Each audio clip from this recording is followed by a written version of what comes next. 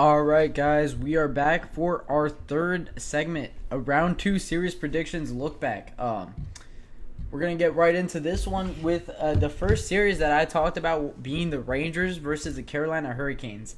My prediction, first off, Rangers in 6 was what I had written down. I didn't think that it was going to play out this way. I thought it was going to be more of a 1-1 split in each of the first two home and road trips, and then it was going to be the Rangers in Game 5 and Game 6.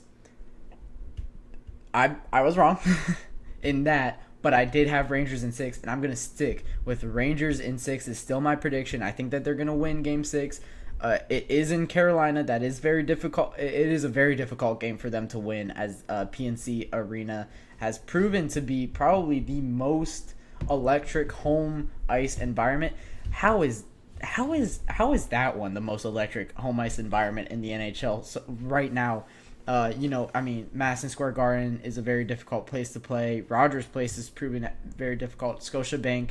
The Toronto Maple Leafs arena is historically difficult, but they aren't that great right now, so you're not going to give them that benefit. But yeah, it's hard to beat the Hurricanes on the road. They have a lot of momentum in this series, but it is a little bit of a heat check with these. They have 2-day break. They're not playing tonight. They're playing tomorrow night.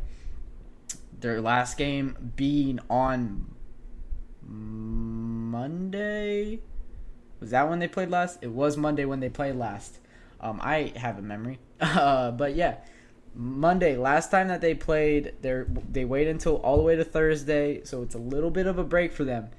Maybe that cools down the momentum for the Carolina Hurricanes. Maybe that gives the New York Rangers a little bit of opportunity here in this series, and I think that they're going to take it. I think that they're winning this Game 6 tomorrow night. My keys to this series originally were the Carolina Hurricanes needed to play fast, they needed to beat Igor Shesterkin with deflections, and they needed to win the special teams battle. They played a lot faster in the last two games. Sebastian Aho and Jake Gensel and Teuvo Teravainen and Andrei Svechnikov and Brady Shea and Brett Pesce and all these young forwards and defensemen and great pace players showing it in the last two games, but in the first three, that's how they go 3-0 down in this series, is from not having that up tempo that they normally play with. It looks kind of like a chip on their shoulder. Like they need to play fast. They need to play this style of hockey. This is the style of hockey that Rod Brind'Amour brought to this team. Of course, Stanley Cup champion with the Carolina Hurricanes, and man, he's a great coach, and he's kind of coaching them very well right now, especially. Can they do it here? Are they able to come back from a 3-0 deficit? No. That is what I'm saying. Of course, it's reflected in my predictions with Rangers in 6 here. I have no faith in that one.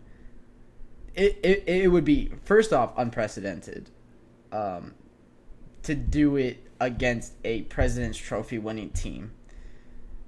It's only happened 4 other times. Most recently, it's only happened one time in this millennium, in the 21st century. That only time was the 2014 LA Kings in the first round against the San Jose Sharks. That was the first round, and that was a good King side that went on to win that Stanley Cup final. This is a different Hurricane side than that LA King side, and I have no faith. And that 2012 LA Kings team won the Stanley Cup, and then they do it again in 2014. The Canes didn't win the Cup in 2022. I don't see them doing this here. The New York Rangers are such a great hockey team. They're playing at an insane rate in these playoffs. They started 7-0. It's very hard to close out a team, but I believe that they get it done in Game 6. That is reflected in my Rangers in 6 updated prediction from my Rangers in 6 beginning prediction. Moving on, we have the Panthers versus the Boston Bruins. This series has been a lot better than I thought it was going to be. My original prediction was Panthers in 5. It was very close to happening if Jeremy Swayman doesn't have the game of his life in Game 5. But hey, I can't complain. Right now it's 3-2 Panthers. I still believe that the Panthers eventually close it out, but the Bruins are making this a little bit more difficult than I thought that they were going to be able to. The Boston Bruins needed... These were my keys to the series before. The Boston Bruins needed to match the physicality of Matthew Tkachuk, of Alexander Barkov, of Aaron Ekblad, of these great and strong Florida Panthers skaters. David Pastrnak needed to dominate, unlike the Maple Leaf series. Put a star on that one. He still hasn't been able to do so. And until he does so, I don't believe the Boston Bruins can win this series. The Florida needed scoring in depth. They have absolutely gotten that. The Boston Bruins have not played their game against the Toronto Maple Leafs. They were going to need to go back to that, penalty killing ways. They were amazing on the penalty kill against the Toronto Maple Leafs, but that was the Toronto Maple Leafs just absolutely in shambles there. That was more of a fault of the Maple Leafs than a domination of the Bruins, in my opinion.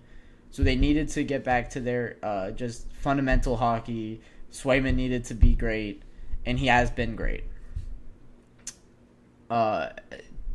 They started this series with a lot of high-scoring games, which was unlike the Boston Bruins, unlike Jeremy Swayman, and unlike Sergei Bobrovsky. It was weird how this series started, but the last game and the game before that is what I expect more out of this series here.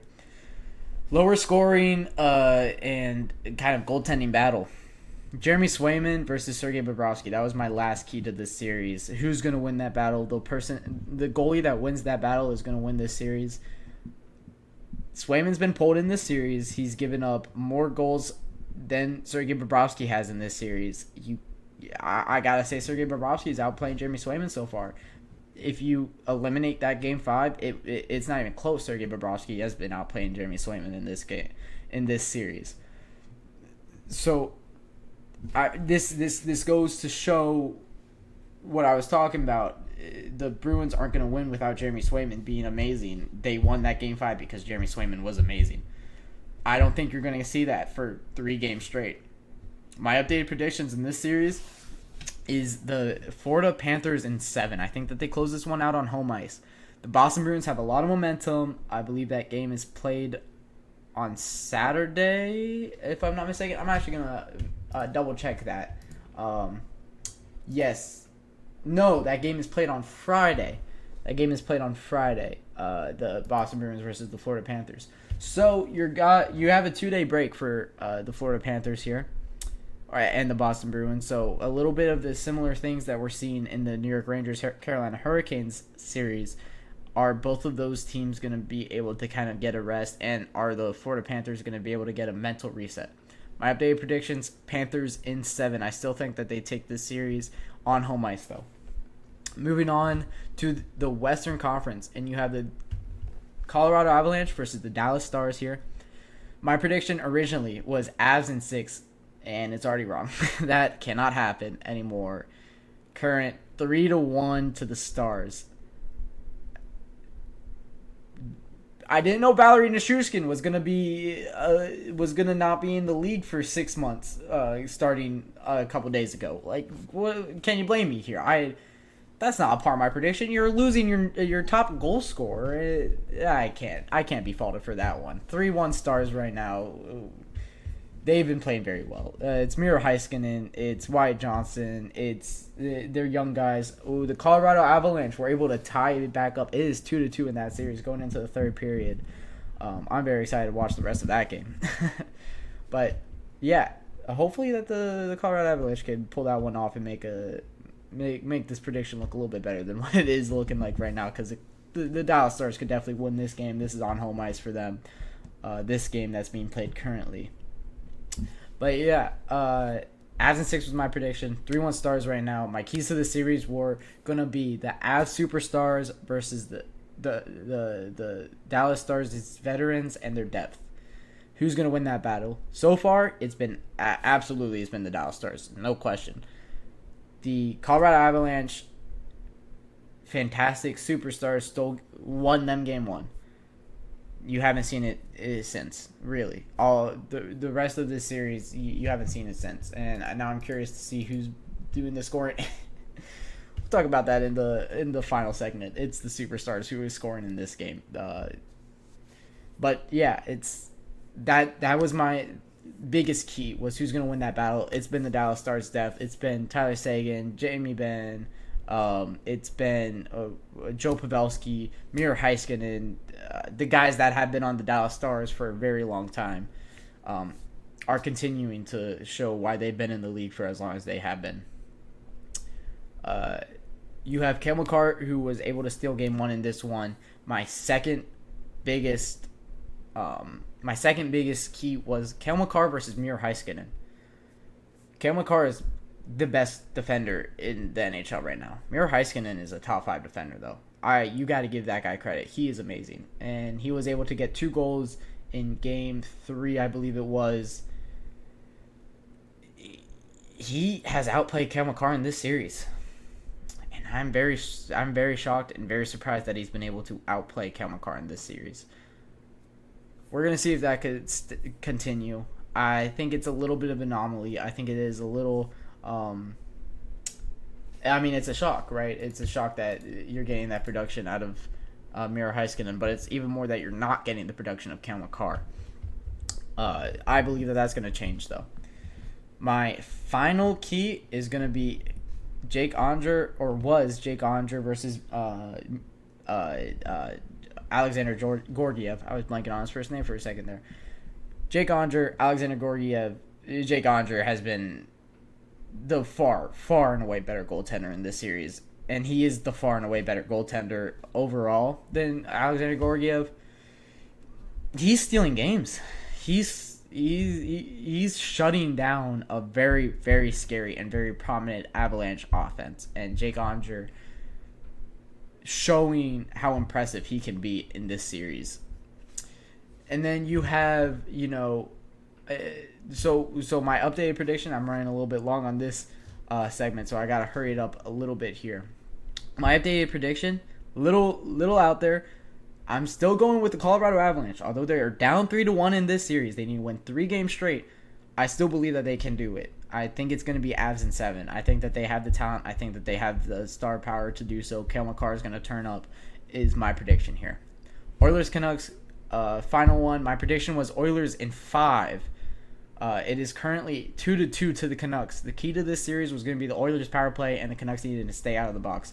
It is a 46.7% power play percentage for the Edmonton Oilers. That is shocking. Vancouver Canucks need to find a way to slow that down, and I don't think that they are going to be able to. The Canucks need to stay out of the box. The Canucks need to win 5-on-5, and they have been in their wins, and that's been a key. Shelovs versus Stuart Skinner. Apparently, it's Shelovs versus Calvin Pickard. Shelovs have outplayed Calvin Pickard to this point.